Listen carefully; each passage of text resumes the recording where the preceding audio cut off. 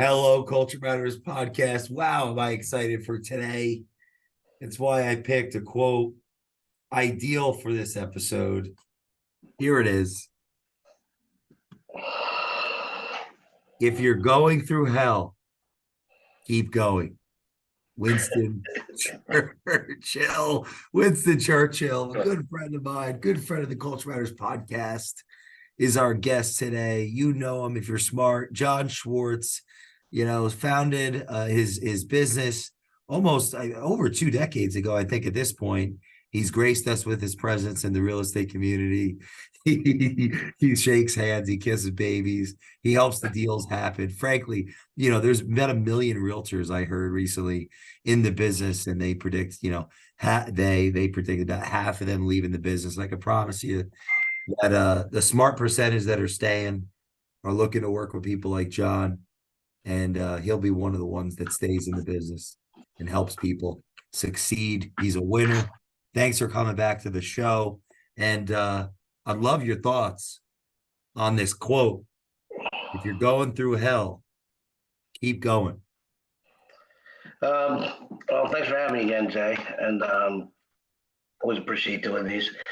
My thoughts on the quote are, it's pretty obvious Churchill quote. It's just you're not going to get through it if you stop pushing forward, right? So if you're going through hell, to go through it, you got to go through it. You can't go around it, you can't go under it, can't go over. It's like that song that the kids sing.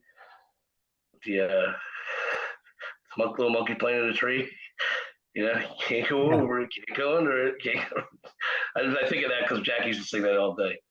That's fun. Yeah. Why do we try to go under, over, sideways? To avoid perceived pain, or right, for some reason you're not seeing the positive outcome on the other side. Which everything positive always starts out with something that's a little hard work and challenging. What was it like in the very beginning, running around with a baby in your arms, swaddling them, selling houses?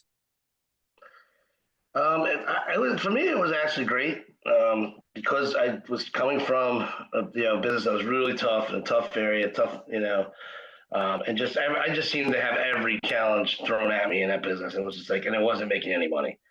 So this was like, to me, it wasn't work. It was new. It was a learning experience. It was enjoyable. And when you're solving problems for people, I was dealing with a lot of buyers at the time where the market was kind of like it was the last couple of years, where every house had a bunch of offers on it.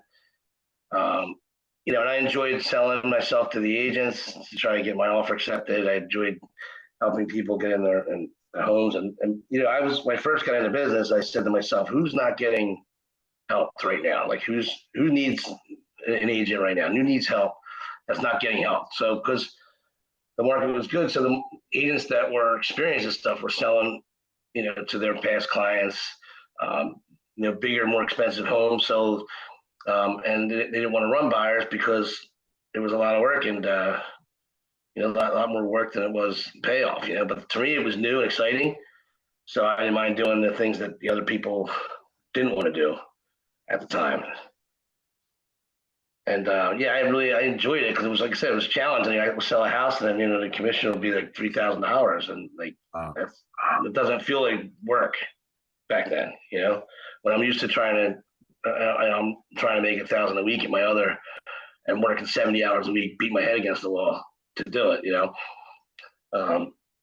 But I came over, started working in real estate. My goal for my first year was 50,000 in personal income. I smashed that within like 3 months of that year. Really? Yeah. And that was working on somebody else's team too. So that was splitting that, 60-40. So my end was 60. How did you feel? I felt great. I mean, I felt like I really found something that just worked for me. That I've been around real estate my whole life. And my dad was he was an investor. My dad was basically an entrepreneur. He did all kinds of stuff. But my dad, my uncle, my family, they all bought property down the shore and stuff. And I lived down in Seattle City for 3 years when I was younger. And it was like they were in the 80s when they were just building and building. So I was always kind of fascinated watching, houses be built and things like that, and watching the values go up and things like that over the years. So I kind of felt at home when I first started doing it, like right away. It was good. Is it, do you, was there an advantage to not knowing a lot about the business, being in the business? Oh, 100%. It was 100%. The guy that I worked for actually, he did not want to work. He did not want a team member. I thought he did. I thought he did. But here, this is a funny story. So I'm looking around. I come over here. I go to real estate school. I went to go buy a house over here. Well, actually, what happened in 2001, I looked to buy a house over here.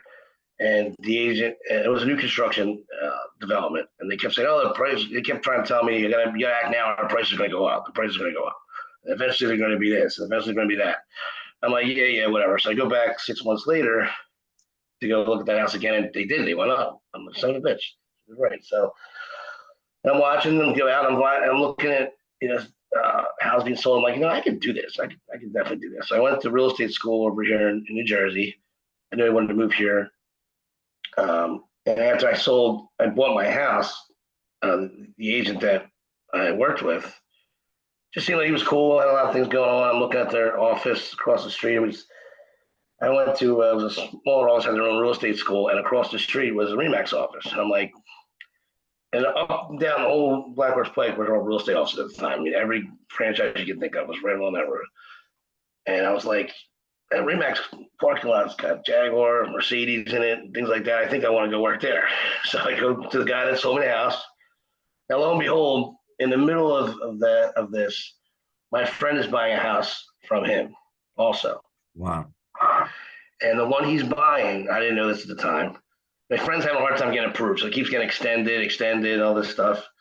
So in the meantime, I'm beating this guy's door down. Listen, I got to pass my test. I want to get, work with you guys.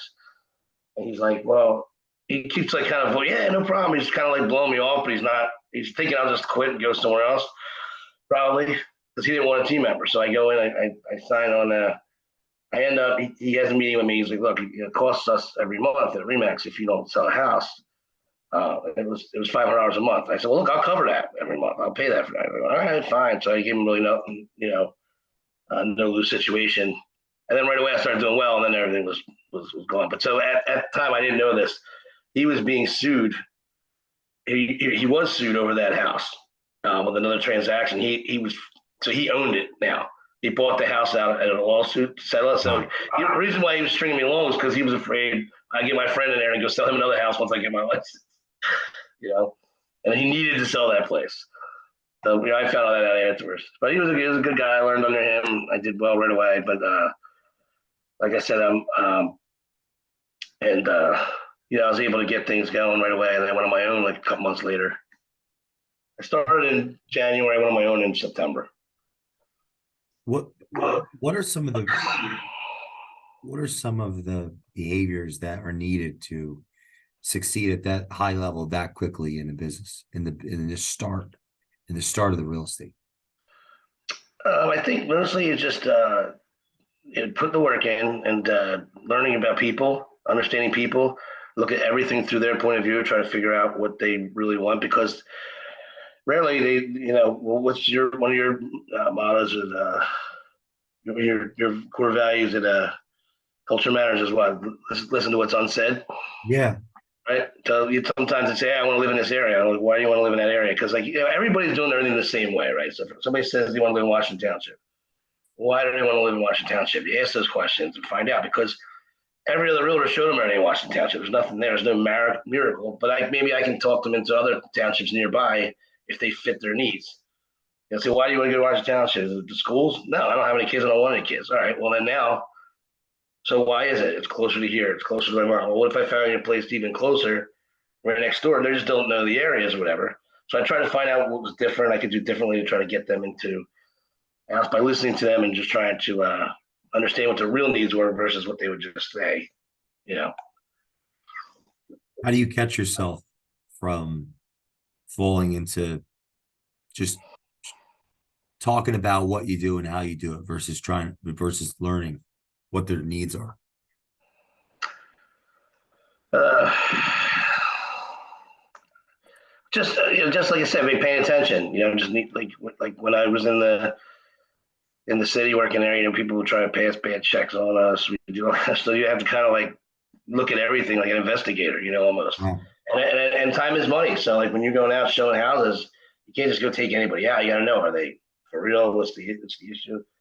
I mean, I've been out sometimes. I get one. I get the lawyer say he wants to buy a house. Didn't want to get pre-approved till he's ready. But I show him houses one day, and I know what he's doing. He's having an affair with his assistant, trying to tell her he's leaving his wife. He's lying all the time. And meanwhile, I'm running around Morrilton showing these nice houses.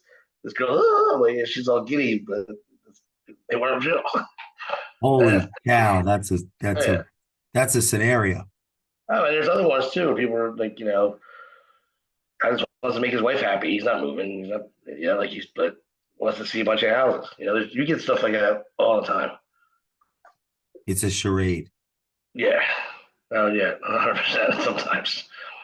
But I think if you're good at doing that, cutting that stuff out, and being able to read through, people, and keeping, and remember, time is money. Like you're going out. I get really upset when if I go out on showings and I don't get them make an offer at least or something. But I tell you, I look at it like, man, I just lost the deal. Sometimes it blows my mind. I'll have the agents and they'll go and put all the work in, put an offer in, and they don't get it. I'm feeling really bad for them. I'm like, oh man, they're gonna be pissed. They did all this. And they're like, oh, okay, all right, well, on to the next one. I'm like, you're not like mad that you spent all your time and money with these people, gas and that, and you didn't get it done.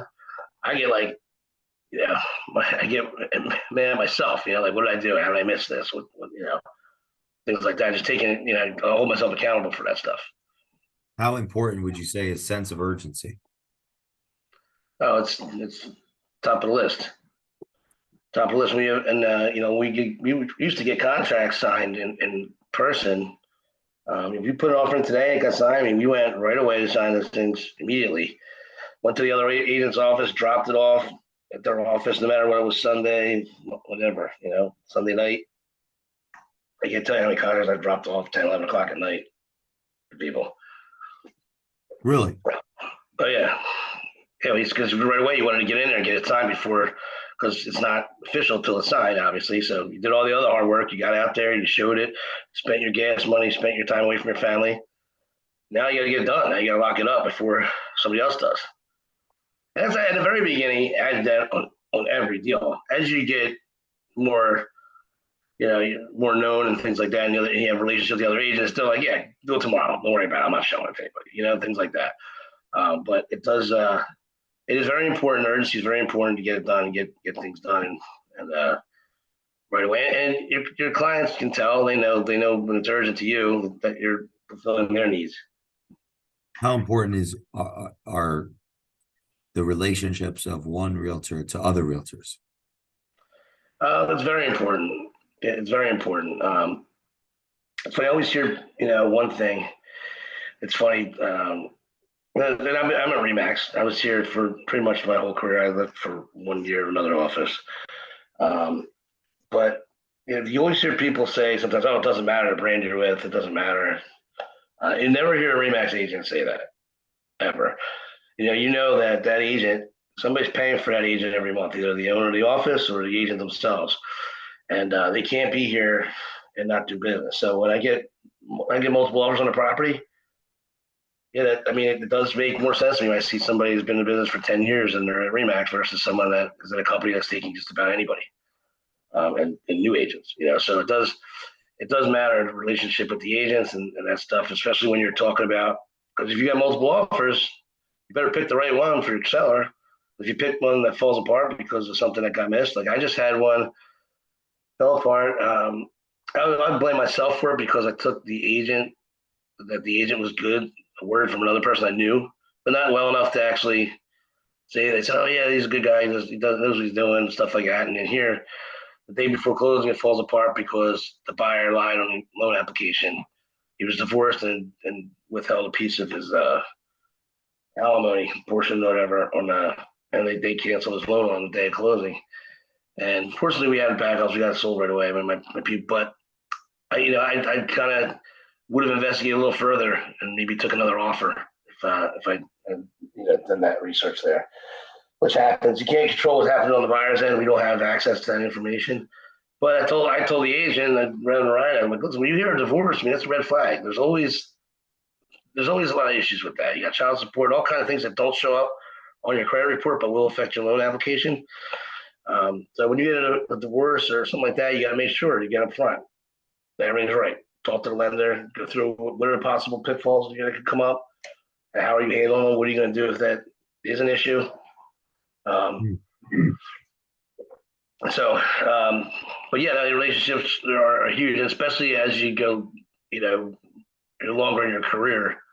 It makes your life a lot easier. Like I said, when you could do things like that when it's Sunday afternoon and the agent knows that you don't mess around, knows you got your shit together, knows the lender. That's important as well. That makes everything easier. Then your offer gets chosen a lot more often, and you don't have to do the little things that are time consuming and except run around last minute, weekends, nights, things like that. What should a realtor do in a broker in this market? I think someone that's available, knows how to solve problems, has your back. I've seen lately, I mean, I see a lot of times brokers more worried about covering their own ass because they have a lot of agents and they can't really take care of them. But it's important to have a relationship with someone that broker has a good relationship with other people as well. Essentially, it's their name on it as well. Mm. My first got into business, there's a lot more smaller brokerages, and you had those relationships. Brokers had relationships with each other as well. I mean, you're first name basis with everybody. What's changed? I think just the nature of the business. I mean, the contracts have so many more levels of just contingencies and different things in them, and I think it's made and the digital signing is good, it's great, but I think it does make it a lot of people don't seem to have the knowledge that we had when I started, because it was much more intense. And now you send contracts, nobody reads them. We used to have to go over them almost like an attorney would, and go line by line. And we weren't attorneys, but we had to go and read the contract to the people, explain what it means. Now they send it digital, and I don't even think they look at it at the time. I'll give an email that says, contract signed. I mean, it's great for me. I know it's in it. I'm representing the buyer, but I think that not going through that process nowadays, it does definitely makes it. It's just people don't get the level of knowledge by doing those steps that they've done in the past, I think. How do you define leadership? Define leadership? Yeah. The ability, I guess, to mentor other people in your field, people you work with, or like if you're leading a team, just me and someone that the team members look up to and can learn from, and just developing a standard and adhere to it. How do you know if someone's not cut out for the space? For the business, you mean the real estate business? Yeah. It's usually pretty early. Like usually, it's like when they're not answering the phone right away. If I'm calling you, it's money. Especially if they're trying to do it part time or something like that, and you can't get them on the phone, or even a text. That's usually how I would say right away, like they're not going to do well, because there is urgency on every transaction. It's people, you're representing it's other people's lives. It's their home. It's where they raise their kids, send their kids to school. Like all that stuff matters. So if it's not the number one thing in your, if it's not food puts food on your plate at home, and you don't look at it like that and treat it that way, you're not going to last. If there's going to be a New Year's resolution list for realtor, All right, good. I'll play. Yeah, for realtors, this coming New Year's, what is it? What's on the list? Uh, 2024 market. um, I would say just be available and be willing to be flexible with your time and the urgency, those things. I see a lot of times people trying to systemize this business. And for me, I don't know. I never seen it really work well like that. I mean, you can run a team, and if everybody else is working, if you can get them all like, I mean, I see that it works for some people, but they're making money. But I don't know. It just doesn't. It's not something that I think is sustainable over time. I think it works in really strong seller markets, but not over time. You got to be able to answer that phone on a dime. You got to be able to turn on a dime. You can't say like, hey, I do my calls on Mondays and Wednesdays, and then somebody calls you to list your house on Wednesday, but you don't do it because your system doesn't work or whatever. I think, I think that's the main thing. Is just make sure you're available, put the time in, put the hours in, and you gotta love it. You gotta love it. If you don't love it, it's not something that's gonna be sustainable either. That I would say, and learning, constantly learning the old books, the old things, not sales tactics, not scripts, things like that, but learning about areas, learning about watch the market. Like I have I have 4 or 5 like auto searches in my MLS that I keep. I look at almost every day. I have to keep track of what prices are going for, what things, how fast things are moving, things like that. So you always want to be learning. That's Why is that something. important? The searches? Well, it just keeps me involved in the market and what's going on around me. So if somebody just talks about a house, a lot of times I'll hear people say, "Oh, I got this listing here," and I'm like, "Oh yeah, I saw that. I knew that when I went like 30 years. I can just take that info in," and it also makes you just more knowledgeable. And then when you go to a listing appointment or something, you come off like you know what you're doing. You know what you're talking about. You're looking at real estate every single day, and So I look at the ones that are kind of the areas I work in the most, just because that's where my business takes me sometimes. And the way I kind of know what's going on. I know values, and you can get the prices right. It's funny. Sometimes I'll hear, three agents want a listing appointment, and I got it, and they're like, and I'm 50,000 higher than they are. And they're like, oh, yeah, they'll never get that. They'll never get that. I'm like, it's under contract already. So then my seller sees that, right? Because you know why? Because I'm looking at where the market's going, right? Like you went in with comps, like you were told everybody is, you got to go on the comps, what they were at the time. Well, that's true, I mean, to an extent. I mean, that gives you a guideline, but that also tells you what comps tell you what they sold for 3 months ago in the past, not where it's going to be 3 months from now. You can't really actually know that, but you can gauge the market demand, the activity. I know, like, this one here went, if you look at 3 or 4 of them sold, not just what they sold for, but how fast they sold for. And did they go over price? Did they go over asking? Because if it was a $400,000 house sold for 417, and you wanted to put it 400 where comps were, with 17 over, yeah, you think you look good, but if you put it for 450, would you maybe have got 440? I mean, so you got to know those things. Just researching the market is I think it's an important thing that people need to do, just to know. Again, that's what's going to help you stand out.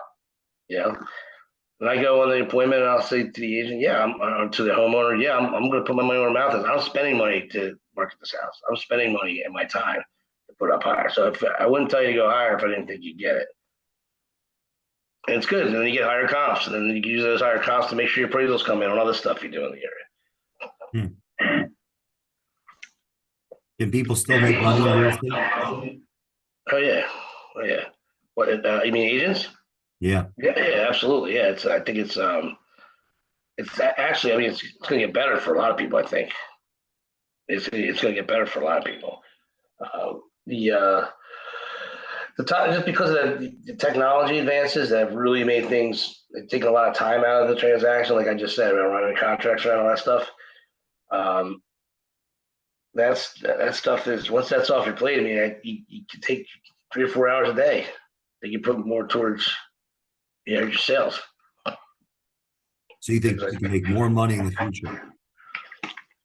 Oh yeah, absolutely, absolutely. Yeah, it is. For years they've been threatening with technology advances, and eventually people just go. But like if you look at the big picture, like, people want convenience. They pay DoorDash, they pay double for products and things like that. They don't want to go out showing their own houses and get into something that they know nothing about. Um, if I've been doing this 22 years now, so I can imagine going out now not knowing anything and trying to go sell a house now. People think that they're going to go, their technology's going to take it over. It's like, they don't want to do it even if they could do it. If they could do a YouTube video and learn about real estate transaction, I think they thought they learned. Even if they had an attorney, they don't want to do it. They don't want to do it. They don't want to call an agent that has to pick up the phone because they're making commission. You don't want to call an attorney when they have a problem. They don't want it handled 3 days from now when they're in on Monday to Friday. They need to call somebody that they can call and yell at somebody if they're nervous about something. There's a problem. It can be a stressful experience for somebody, especially that doesn't know. And it's their biggest, most people's largest financial decision that they make for their family is investing in their home. So, yeah, they think there's going to be a lot of place to make money, but people are. I hear that talk sometimes, but yeah, no, people are going to do more transactions. I think commissions will be a little lower. I think that's where it's going. But yeah, it's a great career. It really is. It's rewarding. It's exciting, and yeah, you can do really well.